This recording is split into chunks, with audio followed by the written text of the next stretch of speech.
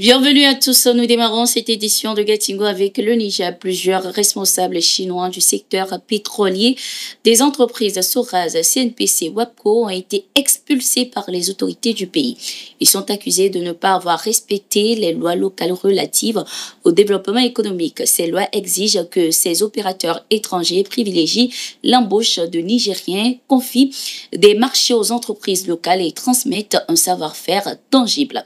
Selon les informations recueillies, les responsables de ces entreprises n'auraient pas respecté ces règles, notamment en ne mettant pas en place des échelles salariales équitables pour les travailleurs locaux, en ignorant les quotas pour les fournisseurs locaux dans les contrats et en ne priorisant pas les biens et services locaux. Ces manquements ont provoqué la réaction des autorités nigériennes. Les 3 dirigeants des entreprises concernées ont donc plié bagages et quitté le pays. Nous demandons simplement aux entreprises de choisir un sous-traitant nigérien dans la mesure du possible et que la majorité des sous-traitants ne soient pas chinois, a déclaré le chef des communications du Premier ministre du pays. En Côte d'Ivoire, les noms de l'ancien président Laurent Gbagbo et de Charles Blé Goudé ne figurent pas sur la liste électorale provisoire publiée par la Commission électorale indépendante ce 17 mars 2025.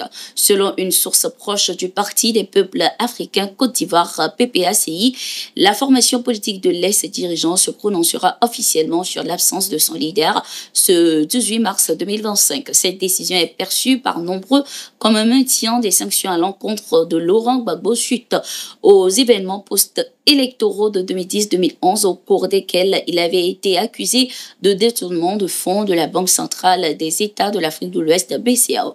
Condamné à 20 ans de prison, il avait finalement été acquitté par la justice. Rappelons qu'en 2020, la Cour africaine des droits de l'homme et des peuples avait ordonné sa réintégration sur la liste électorale. Cependant, jusqu'à présent, cette décision n'a pas été mise en œuvre.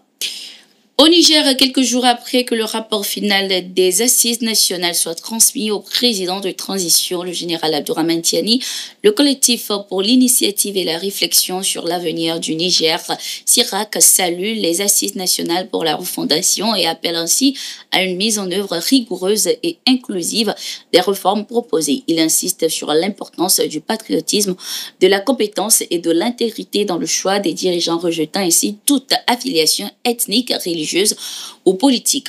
Le CIRAC alerte sur les menaces internes et externes pouvant freiner le processus et préconise une vigilance accrue face à la désinformation. Il recommande l'élaboration d'un plan quinquennal de refondation basé sur la transparence et l'obligation de résultats avec des contrats de performance pour les responsables publics. L'organisation met également l'accent sur la formation des dirigeants, la réforme de la radio-télévision nationale pour une meilleure sensibilisation citoyenne et l'impératif d'une gestion transparente des ressources nationales. Elle souligne que la réussite du processus dépendra de l'engagement de tous les Nigériens et appelle à une refondation portée par le peuple.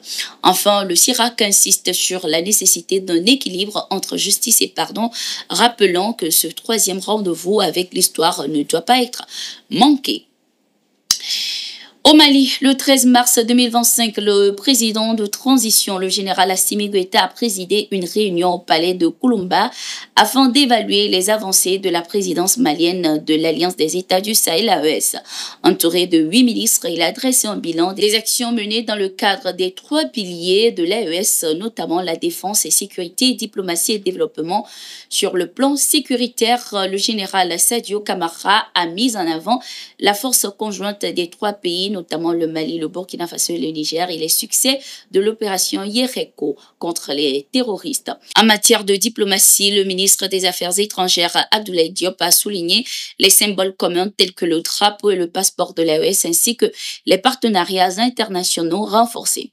Concernant le développement, Alouseni Sanou a annoncé la création d'une banque confédérale d'investissement des projets d'infrastructure, notamment chemin de fer, compagnie aérienne, et la mise en place d'un stock alimentaire de sécurité. Cette réunion organisée 3 mois avant la fin de la présidence malienne de l'AES a permis de consolider les acquis et de préparer l'avenir de la Confédération. C'était tout pour cette édition. Merci d'être resté avec nous. À tout de suite.